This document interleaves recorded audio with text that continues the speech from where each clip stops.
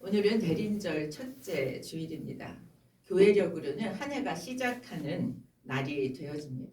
대림절은 성탄절 전에 4주간을 대림절기로 지키게 됩니다. 대림절은 인류를 구원하시기 위해 오셨던 초림하신 처음 이 땅에 오신 예수 그리스도와 마지막 심판 때에 오실 재림 예수 그리스도를 동시에 기다리면서 준비하는 절기가 대림절입니다. 그래서 이 대림절기에는 악의 권세가 끝나고 또 전쟁의 도구가 평화의 도구로 쓰이고 하나님의 구원이 모든 민족 위에 임하기를 소망하면서 기다리는 시간입니다. 여러분, 임마누엘 하나님으로 오시겠다고 그 하신 구약의 약속을 지키신 하나님이 이제 이 시대에 여전히 우리를 구원하시고 그 언약을 성취하실 것을 우리는 상기하면서 믿고 기다리는 시간이라는 거죠. 그래서 대림절 이 4주간의 흐름은 어떻게 가야 하는가 하면 정말 이 땅에 대한 깊은 탄식과 참회의 시간으로부터 시작해서 성탄이 다가오면서 구원의 기쁨과 설레는 그런 마음을 가지고 성탄을 준비해야 하는 시간입니다. 예수님이 이 땅에 아기로 오실 때 겸손하게 오셨죠. 그 오신 주님을 축하하면서 다시 오실 영광의 주님을 맞이하기 위한 준비를 하는 우리들이 되어서 하늘의 위로와 하늘의 영광을 함께 누리시기를 축복합니다. 하나님의 평화가, 하나님의 위로가 함께하는 이 4주간의 대림절이 되기를 원합니다. 여러분 잘 기다리시는 분이십니까? 여러분 기다리는 일은 쉽지 않습니다. 버스를 기다리는 것도 안 타다가 버스를 장에서 기다리면 몇 분이 나오는데도 되게 지루하게 느껴질 때가 있습니다.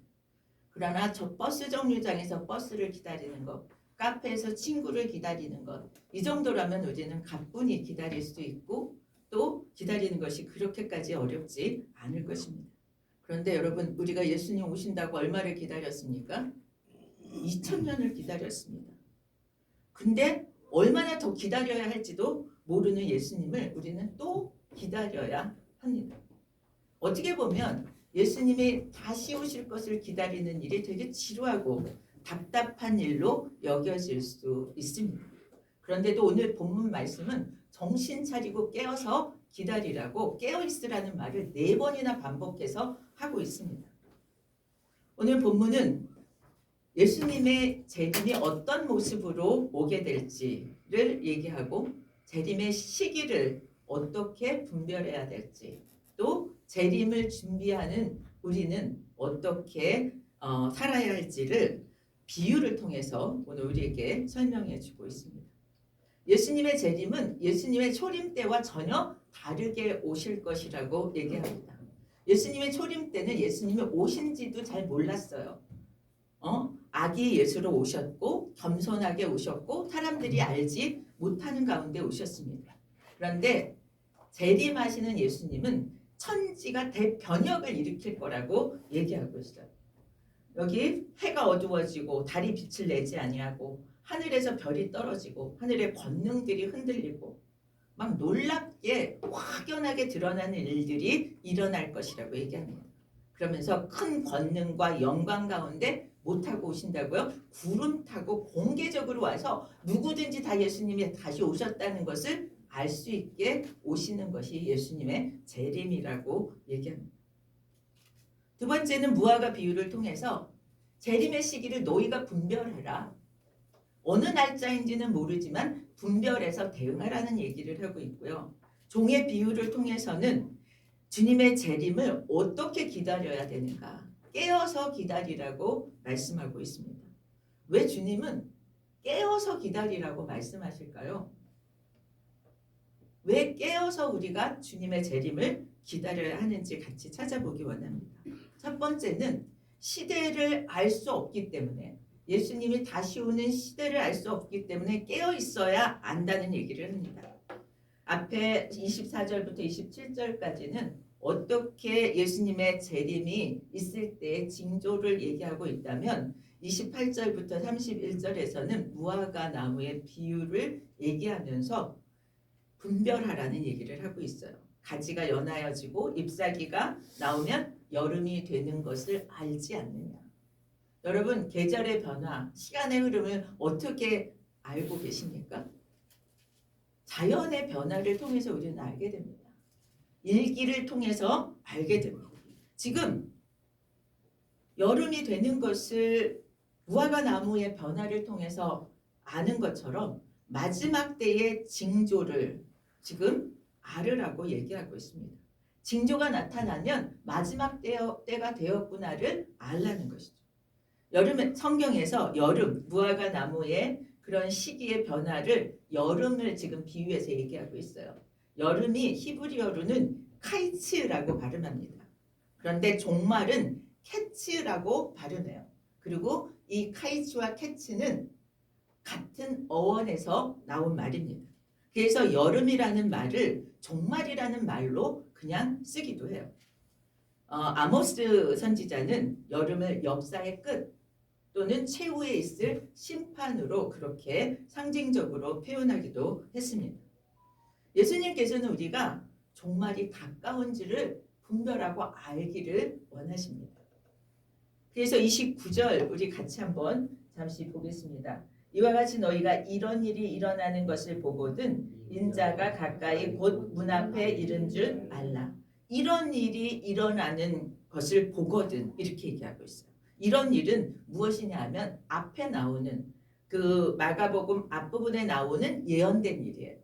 이런 일이 어떤 것이냐 하면 미혹하는 일 또는 난리의 소문, 그 다음에 지진과 기근 등 종말이 일어나기 전에 일어날 일들을 얘기하고 있습니다. 그래서 이런 일들이 일어나거든 종말이 가까운 줄 분별하라고 얘기하고 있습니다. 깨어있는 사람들은 이런 일이 일어날 때 시대를 분별할 수 있다는 거죠. 지금 뭐예요? 심상치 않구나. 주님 오실 때가 가까이 왔구나. 이것을 알게 되기 때문에 깨어 있으라고 얘기합니다. 그렇다면 여러분, 요즘 우리가 만나는 세계의 소식, 우리나라의 상황 이런 것들을 보면 어떻습니까? 우리는 시대를 읽을 줄 알아야 한다는 얘기를 참 많이 합니다. 그래서 믿음의 사람들은 한편에는 성경을, 한편에는 신문을 들어야 된다고 얘기하죠. 주님 재림의 징조들이 지금 오늘을 사는 우리들은 발견할 수 있으십니까? 어떻습니까? 재림의 성경에 나오는 징조들이 현실에서 우리가 보고 있습니까? 나랑 상관없기 때문에 그냥 별로 신경 안 쓰시나요? 거짓 그리스도의 미혹, 이단들이 얼마나 전 세계에 다 지금 발현하고 있습니다. 우리나라만 해도 이단의 광고가 인터넷상에서 또 뭘 찾으려고 하면 그들의 소식이 먼저 나오는 것을 발견합니다. 미혹, 이단들의 그런 미혹이 엄청납니다. 자연재해, 우리 뭐 수해도 나고 지진도 나고 등등의 일들이 굉장히 많이 일어나고 각 곳에서 전쟁의 소식을 듣습니다. 난리의 소문을 우리는 만나고 있습니다. 주님께서 말씀하시는 재림의 징조들이 지금도 일어나고 있다는 거죠. 어떻게 보면 이 징조들은 점점 더 심하게 나타날 것입니다. 오늘 주님이 뭐라고 얘기하냐면 인자가 문 앞에 이른 것을 보여주는 증거라고 얘기합니다. 예수님이 문 앞에 와 있다. 여러분, 우리는 예수님을 그렇게 가까이에 볼 거라는 생각을 못하고 살죠. 주님의 재림이 결코 멀지 않았습니다. 그날은 우리가 생각하는 것보다 훨씬 더 가까이 와 있다는 거죠. 그렇다면 예수 그리스도의 재림이 그렇게 가까이 왔다면 우리는 그것이 준비되었는가 하는 거죠. 정말 그분이 와서 문 앞에서 노크할 때 우리는 맞이할 준비가 되었는가. 여러분, 예수님의 재림이 가까이 왔다는 사실이, 그것이 임박했다는 사실이 우리에겐 어떻게 느껴집니까? 두려운 일입니까? 기쁨의 이야기입니까? 준비가 됐는지 안 됐는지에 따라서 기쁨의 소식이기도 하고 뭐예요? 두려움의 위협이기도 할 거라고 생각되었습니다. 그래서 주님의 재림을 임박했다는 사실이 준비된 사람에게는 우리는 언제가 되든지 기쁨의 소식이 될 수 있다는 거죠. 이 세상에서 더 이상 뭐예요? 악전고투를 할 필요가 없어지는 때가 되기 때문입니다. 그래서 이제는 그렇게 재림이 가까워지고 있다라고 생각되어지면은 서둘러서 주님을 맞이할 준비를 갖추는데 애써야 될 때라는 것입니다. 여러분, 예수님이 다시 오실 것에 대한 준비를 미루지 않기를 축복합니다. 내일 그 다음에 라고 미루지 않았으면 좋겠습니다. 왜냐하면 누구에게든지 내일은 보장된 시간이 아닙니다. 어떻게 될지 모르잖아요. 야고보 4장 4절에 내일 일을 너희가 알지 못하는도다 이렇게 되어 있어요.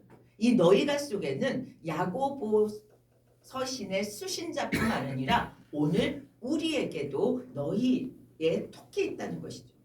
이 얘기는 내일 일을 너희가 알지 못하는도다. 이 얘기는 누구도 예외일 수 없다는 얘기입니다. 오늘이 주의 날, 마지막 날이라고 생각하며 산다면 후회할 일들은 하지 않을 것입니다. 여러분, 지나가 놓고 그럴 걸 이게 더 중요한 일이었는데 라고 후회하지는 않게 살 거라는 거죠. 오늘 하루가 나의 일생이라고 여기고 산다면 최선을 다하지 않을 사람이 없을 거라고 생각합니다. 주의 날이 가까웠음을 아는 사람은 오늘을 마지막 날처럼 살 것입니다. 그런데 여러분, 저도 그렇고 여러분도 그렇고 많은 그리스도인들이 뭐예요? 세속과 짝하며 세속에 더 많이 집중하며 사는 이유는 무엇일까요? 우리는 주의 재림이 멀다라고 생각하고 살기 때문입니다. 그 일은 아주 멀리 일어날 일이라고 생각한다는 거죠. 그래서 준비할 기회를 놓쳐버리는 것입니다. 준비할 기회가 아직 넉넉히 있기 때문에 지금 당장 준비하지 않아도 돼요. 저는 이 말씀을 묵상하면서 저의 어릴 때 그리고 요즘 아이들, 자녀를 키우면서 또 요즘 아이들을 보면서 종종 느끼는 것이 있습니다. 시간 계산을 잘 못하는 거예요. 그게 긴 시간에 걸쳐서 해야 하는 과제가 주어질 때도 있고 오늘 하루에 해야 되는 과제가 주어졌을 때도 있어요. 그런데 나는 늦게 시작해도 다 끝낼 수 있어 라고 생각하기 때문에 앞에 부분에서 많이 노는 거죠. 그래서 시간이 급박해져가지고 이제 내가 계산한 시간 안에 나는 할 수 있을 거라고 시작하는데 마무리가 됩니까? 마무리가 안 되는 거예요. 그래서 과제를 제때 못 내기도 하고 시험 공부를 제대로 안 해서 성적이 안 나오기도 하는 거죠. 그런 경험들 없으십니까? 여기 너무 착실하셔서 없으신가 본데 저는 종종 했습니다. 과거에. 시간 계산을 잘 못하는 거죠. 자기들의 남은 시간에 대한 계산을 잘해야 된대요. 우리 재림에 대해서도 우리가 시간 계산을 잘해야 한다는 거죠. 과제나 시험 정도는 그래도 그 다음에 기회가 있습니다. 아, 이렇게 하니까 참 어렵구나. 미리미리 해야겠구나. 라고 해서 습관을 바꾸면 기회가 있습니다.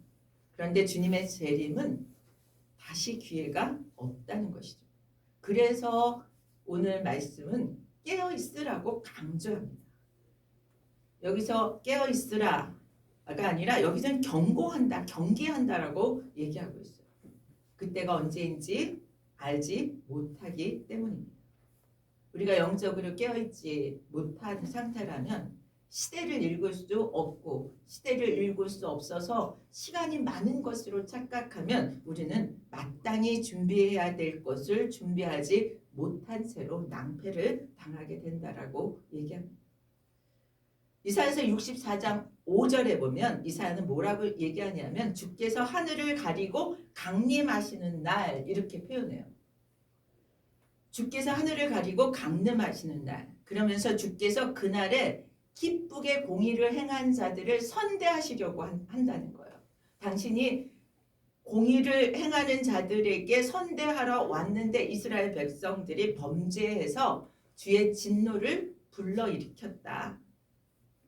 그러니 어떻게 구원을 얻을 수 있겠냐라고 하는 말씀이 이사야 64장 5절의 말씀입니다. 우리는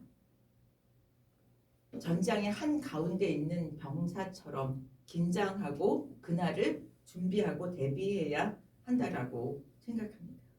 긴장이 풀려 있어서 해이해지면 순식간에 우리가 가져왔던 그 모든 것들을 놓쳐버리게 된다는 거죠. 우리 믿는 사람들은 깨어서 세상 다른 사람들보다 먼저 세상을 분별하고 나아갈 방향을 알려주는 사람들입니다. 기도하고 영혼들을 깨우고 하나님 나라의 일에 힘을 모으는 사람들이 그리스도인들입니다. 여러분 축복합니다. 시대를 분별할 수 있기를 바랍니다. 다시 오시는 주님을 반갑게 맞을 수 있는 준비된 사람들이 되기를 축복합니다. 두 번째는 그날이 언제인지 아무도 모르기 때문에 깨어있으라고 얘기합니다. 32절 33절에 보면 그날과 그때는 아무도 모르나니 이렇게 얘기해요. 하나님만 아시느니라. 이단은 종말의 날을 특정해놓고 주장하면서 미혹합니다. 절대로 그날은 주님이 오시지 않는 것으로 믿으시면 됩니다. 왜냐하면 종말의 날은 아버지만 아신다고 하는데 그 특정 날을 얘기한다면 그것은 그날이 아니라는 거죠. 예수님이 말씀하시는 그날은 언제인가? 예수님 말씀하실 당시에는 70년 후에 예루살렘 멸망의 날을 예언한 말씀이냐 아니면 세상 끝날의 종말의 날을 예언한 말씀이냐 등등을 가지고 이야기하는데 이 세대를 보면 30절에 보면 뭐라고 되어 있냐면 내가 진실로 너희에게 말하노니 이 세대가 지나가기 전에 이렇게 얘기해요. 이 세대를 누구로 보느냐에 따라서 예루살렘의 그 기원 후 70년에 일어났던 멸망의 날을 이야기하는 것일 수도 있고 또 이 세대를 오늘 예수를 믿는 그리스도인들의 세대로 본다면 종말일 수도 있습니다. 이 세대를 모든 제자들의 세대로 본다면 70년 내 환란, 예루살렘 멸망 또 그 이후에 많은 역사 가운데서 있었던 환란들 그리고 마지막에 있을 그런 예수님의 재림 때까지를 포함한다고 볼 수 있습니다. 예루살렘 성전의 파괴의 날이 정확한 날은 예언해 주지 않았습니다. 그런데 그 일은 일어났습니다. 또 정말도 그때를 알지 못한다고 말씀하시죠. 예루살렘 성전의 파괴의 날이 정확하게 명시되지 않았는데도 그 일이 일어났다면 종말에 그 일도 일어날 것을 우리는 믿어야 합니다. 그날이 언제일까? 우리는 그것에 관심을 가지는데요. 그날이 언제일까는 우리의 관심이 아니어야 합니다. 우리의 일이 아닙니다. 그것은 하나님의 절대 주권의 일입니다. 그래서 저는 단순하게 우리가 믿었으면 좋겠습니다. 그 일이 일어날 걸 믿으면 그거에 대한 준비만 하면 됩니다. 준비해서 예수님이 오실 때 기쁘게 맞이하면 됩니다. 왜냐하면 하나님 우리를 사랑하시기 때문에 우리가 어떤 상황에서도 우리가 준비되어 있을 때 우리를 구원해 주실 것이기 때문입니다. 그날이 언제 오든 깨어있기만 하면 우리는 맞이할 수 있습니다. 분명한 것은 31절의 말씀을 믿는 믿음입니다. 우리 31절에 뭐라고 되어 있냐면 천지는 없어지겠으나 내 말은 없어지지 아니하리라. 여러분 이 세상에 영원한 것이 있습니까? 영원한 것이 없습니다. 영원한 것은 하나님뿐입니다. 하나님이 영원하시기에 하나님의 말씀도 영원하십니다. 오늘 말씀은 예수님이 하신 말씀입니다. 예수님은 제2위의 하나님이십니다. 그렇기 때문에 예수님도 영원하시고 예수님의 말씀도 영원하십니다. 주님의 말씀하시는 것은 때가 되면 반드시 이루어지는 줄 믿으시기 바랍니다. 우리는 주님의 말씀이 성취될 것을 의심하지 말고 성취될 때를 대비하는 데 힘써야 되는 거죠. 그 성취될 것을 언제 성취될까에 관심을 가질 것이 아니라 성취될 때 우리가 누릴 것들에 대해서 대비할 수 있기를 축복합니다. 왜냐하면 하나님은 당신이 계획하시고 목적하시는 것은 반드시 이루시기 때문입니다. 그래서 성경에서 나오는 하나님의 약속이나 하나님의 경고의 말씀을 우리의 이성으로 제한하거나 잘라내거나 하지 마십시오. 내가 이성적으로 좀 받아들이기 어려워도 그 일은 일어날 일이기 때문입니다. 하나님의 약속을 붙드시고 하나님의 경고를 두렵고 떨림으로 받아서 대비할 수 있는 것이 현명한 사람들의 선택입니다. 마가복음 13장에 나오는 주님의 예언들 중에서 예루살렘의 멸망과 성전 파괴의 예언이 정확하게 이루어졌습니다. 그래서 저는 그 일이 정확하게 이루어진 것처럼 종말의 때에 대한 예언도 정확하게 이루어질 줄 믿습니다. 이런 믿음을 가지고 재림을 준비하는 우리들이 되기를 축복합니다.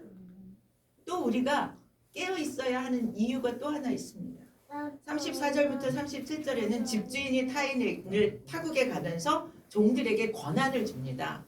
그리고 각각 사물을 잘 맡기면서 뭐라고 얘기해요? 문지기에게 깨어 있으라, 잘 지키라 이렇게 명령합니다. 여러분, 우리의 주님이 누구입니까? 우리의 주인이 누구입니까? 예수 그리스도십니다. 주인 되시는 예수 그리스도께서 이 세상에 다시 오실 때 우리에게 맡겨놓은 일에 대해서 물으실 것입니다. 그 맡겨놓은 일이 우리에게 사명이고 미션입니다. 여러분, 우리 각자에게 미션이 있는 것을 믿으십니까? 어린 청년들에게만 미션이 있지 않습니다. 각 사람의 형편과 처지에 따라서 하나님은 사명을 맡기시고 그 일을 충성되게 하기를 원하십니다. 공통으로 가지고 있는 미션이 있습니다. 예수 믿는 우리 모두가 공통으로 가지고 있는 미션은 복음 전파입니다. 두 번째는 봉사입니다. 어떤 그 자매가 잘 믿는 가정에 결혼을 하게 됐는데 이 자매는 교회에 상처를 받아서 교회를 안 나가고 있었대요. 그래서 이제 시댁에 상견례를 갔는데 이제 믿음을 점검할 거 아니에요. 그래서 그 아버님이 교회를 나가냐, 그래서 안 나간다 이럴 수가 없으니까 교회를 못 가는 이유를 설명을 했대요. 그랬더니 그 이유가 뭐냐면 어려운 아이들을 돌보는 일을 하러 가는데 그날밖에 그 일을 할 수가 없어서 교회에 못 갑니다. 그렇게 얘기를 했대요. 그랬더니 아버님 되게 훌륭하신 분이더라고요. 교회 안 가도 된다 너는. 그렇게 얘기하셨대요. 그러면서 너는 주님이 하신 말씀을 그대로 지키니까 안 가도 된다. 이렇게 말씀하셨대요. 이것이 정답이라는 얘기가 아니라 우리가 궁극적으로 해야 되는 일이 무엇인가 하는 얘기예요. 그것이 사명이라는. 그래서 자기는 이제 그 상처받은 것을 뭐예요? 극복하고 예배 출석이 중요하다. 그리고 참 부모님이 감사하다. 이런 표현을 하는 어떤 자매를 보았습니다. 여러분, 복음 전파의 사명, 예배 중요합니다. 그런데 그것을 아까 기도한 것처럼 실천하는 일이 봉사라는 거죠. 여러분, 우리 모두에게 공통적으로 부과하신 사명인 줄 믿습니다. 우리에게 각자의 형편에서 직업으로, 가정으로 주신 사명들이 있습니다. 그것을 어떻게 잘 감당하느냐. 그것을 잘 감당하기 위해서는 깨어 있어야 된다는 거죠.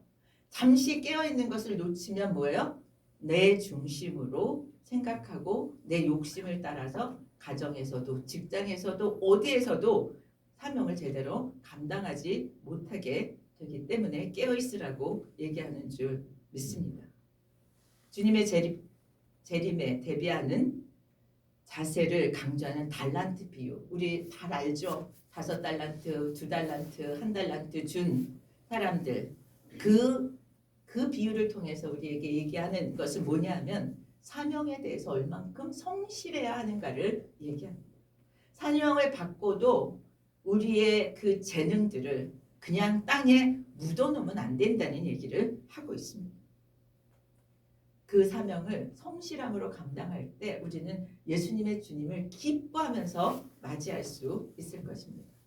고린도전서 4장 2절에 뭐라고 얘기하냐면 맡은 자에게 구하는 것은 충성입니다. 여러분, 우리는 맡겨진 일에 충성할 수 있게 되기를 축복합니다. 그러면서 고린도전서 1장 4절에 사도 바울이 고린도 교회 때문에 감사하다라고 얘기해요. 근데 감사한 이유를 설명합니다. 뭐라고 얘기하냐면 성도들이 모든 은사의 부족함이 없이 우리 주 예수의 나타나심을 기다리기 때문입니다. 예수님의 재림하실 것을 기다리기 때문에 감사하다라고 얘기해요. 고린도 교회 성도들은 뭐 여러 가지 고린도 교회 문제점들이 많았지만 그럼에도 불구하고 예수님의 강림을 기다렸다는 것에 크레딧을 주고 있습니다. 그리고 자기들에게 있는 은사를 통해서 섬겼다는 거죠. 우리도 이처럼 우리 맡겨진 자리에서 맡겨진 사명을 다하기 위해서 깨어있기를 축복합니다. 예배의 자리에 또 기도의 자리에 또 복음을 전하는 자리에 또 각자의 일터에서 각자의 가정에서 하나님이 원하시는 그러한 사명을 하나님 원하시는 방법으로 감당할 수 있기를 예수 그리스도의 이름으로 축복합니다. 여러분, 우리 각자는 맡겨진 사명이 있다고 했습니다. 아직 내 사명은 이것이다라고 깨닫지 못한다면 여러분 기도하면서 정말 내게 가정에서의 사명은 또 직장에서의 사명은 등등을 하나님과 소통하면서 찾으시기를 축복합니다. 그렇게 사명을 성실과 부지런함으로 감당하게 될 때 우리 주님은 우리에게 착하고 충성된 종아라고 우리를 칭찬해 주시고 상급을 예비해서 주실 줄 믿습니다. 36절에 보면 그가 호련히 와서 너희가 자는 것을 보지 않도록 해라 이런 말이 있어요. 여러분, 이 얘기를 다시 뒤집어서 생각하면 주님이 오시는 날에 깨어있지 못하고 뭐하는 자가 있다는 거예요? 자는 자들이 있을 거라는 거예요. 그리고 그것으로 인해서 수치를 당하게 될 것이라고 얘기합니다. 예수님의 재림은 갑작스럽게 오기 때문에 준비되어 있지 않으면 부끄러운 모습을 그대로 보여줄 수 있다라고 하는 거죠. 달란트 비유에서 자기 달란트를 땅속에 묻어뒀던 종이 어떻게 되었습니까?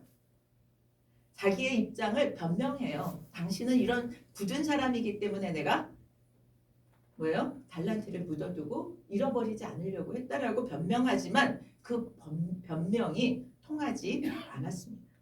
정상 참작해주지 않았어요. 오히려 있는 것까지 빼앗기는 일을 당해버렸습니다. 기름을 준비하지 못했던 5 처녀들이 어떻게 되었습니까? 혼인잔치에 들어가지 못했습니다. 어두운 바깥에 남게 되는 그런 낭패를 만났습니다. 여러분, 재림시에 준비되기를 축복합니다. 왜냐하면 마지막에는 기회가 없다는 거예요. 기회가 있을 때 준비하라고 얘기합니다. 우리는 예수님의 탄생을 기념하고 준비하면서 재림을 대비하는 그런 준비를 함께 할 수 있기를 축복합니다. 그때는 알지 못합니다. 그때는 알지 못하지만 우리는 분명 개인적으로도 마지막이 있다는 것을 알고 있죠. 사람이 죽음으로 끝난다면 우리는 불안해할 사람이 없습니다. 그런데 우리는 분명 죽음 후에 하나님의 심판이 기다리고 있다는 것을 알기 때문에 어떻게 이 세상을 잘 살아야 할지에 대해서 늘 고민하게 되는 거죠. 바르게 잘 살 뿐만 아니라 정도를 걸어가는 우리들이 되기를 예수 그리스도의 이름으로 축복합니다.